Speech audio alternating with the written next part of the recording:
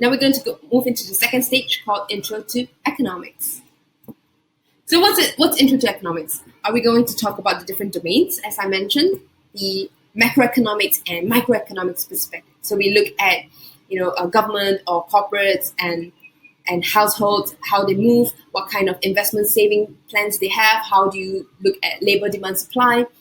We're going to look at consumption and production in general in the macroeconomics point of view, or microeconomics theory like production, pricing, distribution, economic welfare, rent, interest, wages. No, we're not going to look at that. That's something that a lot of Economics 101 does. In fact, I'm pretty sure some of the Token Economics 101 talk a little bit about this as well. And if you're interested, I can look for some Coursera event classes for you to go, and there are a lot of lessons like this on YouTube as well. Or we're going to talk about Economics 101. So look at the shifts and movement in graphs, understanding how one factor affects the other, looking at the different consumption curves, and looking at finding equilibrium within an ecosystem. Thankfully, we are also not looking at that. So that's something that you do that in class, and understanding how something affects the other in a very general term. But we're not going to look at such details. We're not going to look at graphs, thankfully. Or are we going to look at the different school of thoughts? So you have classical economics, you've got neoclassical, you've got Marxism, you've got Austrian, you've got Keynesian, as well as behavioral, which is the new one. All these are the different school of thoughts. They analyze, given the same situation, they analyze things slightly differently because they think that different factors of the economy is affecting more than the other, or some school of thoughts believe in free of governance. Some people believe that we should have more governance. A lot of different concepts. But thankfully, we are also not looking at that. But what are we looking at? This Economics 101 is really to give you an understanding of economics in its simplest, purest form. So I want you to do this after I say the instructions, yeah? So far, it's been like 20-something minutes, and I want you to comment below one thing that you have learned. And if you comment something that you have learned, please write your name there, and I will transfer £1 to you. And if you don't do that, you don't get £1. So if you can just pause the video and comment something that you have learned, include your name, and I will transfer £1. I will contact you and transfer £1 to you. You can pause the video now. Well, I hope you actually did that. Or I hope you pause the video and decide if you are going to write a comment or not. So if you're one of the first few people watching the video, I suggest that you come back again in the next few days to see if the comment list has grown or not.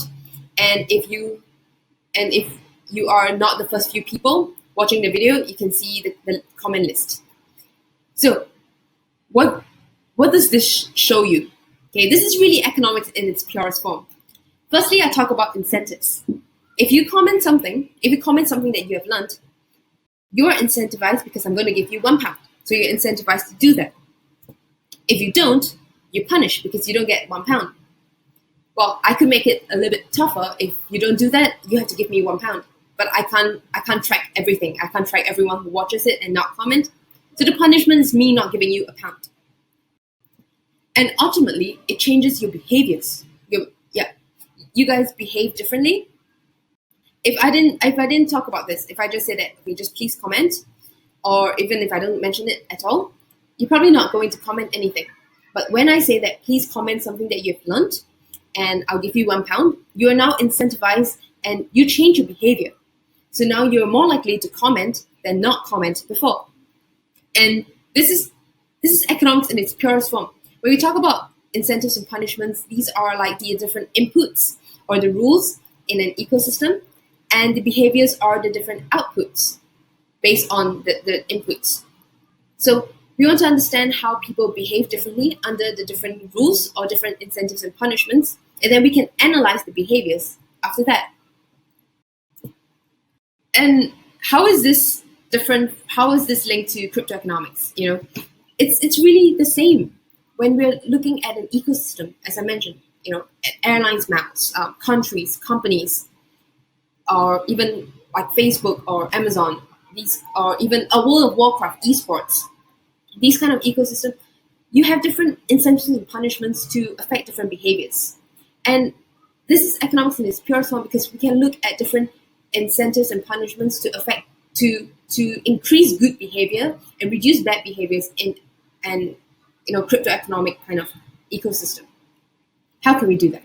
For incentives, so block rewards. When you are a validator and you approve of certain transactions, you are rewarded in block rewards and rewarded in transaction fees. So this incentivizes you to stay on longer and to be a validator. So this is how we can create a community or create network effects from using decentralized ecosystems. An alternative would be something like BitTorrent. Everyone just puts their stuff on it and share their content, but no one is incentivized to really stay on the platform. So if you look at Bitcoin versus BitTorrent, it uses the same philosophy where it's decentralized and people you can just come in and go out of the system.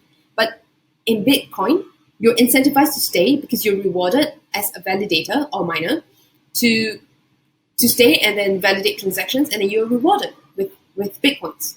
Whereas in BitTorrent, you're not rewarded. You can just come in, and if you don't want, you can just leave. So the growth rates of both ecosystems are also quite different. BitTorrent didn't really grow, although people use them, and Bitcoin has grown massively. When we look at so that's incentives. When we look at punishments, it's not to the extent of punishing people. Sometimes it's also just not incentivizing people.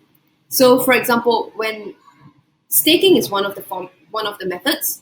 So you stake something when proof of stake. You stake something before you become a validator, and if you validate bad transactions, you lose your stake. So now you're incentivized to do something good, and you're disincentivized to do something bad, because the punishment is that your stake will be gone. And or for example, some of the projects have a minimum staking period. So you have to when you buy the tokens, you have to use them, or you have to keep them for a minimum period. This is to prevent pump and dump.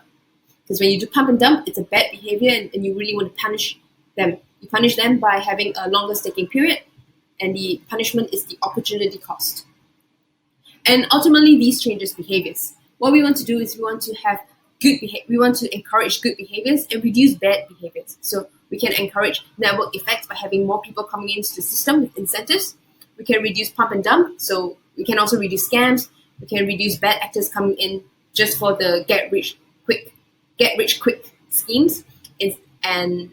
But that's not what we want, right? We want people who are really invested in the technology and the system and build up the network effects organically. So this is economics in its purest form. It's really the different inputs, which are your incentives and punishments, that results in different outputs, which are behaviors. And then we're going to analyze how people behave, and then try to tweak the incentives and tweak the punishments to encourage better behaviors.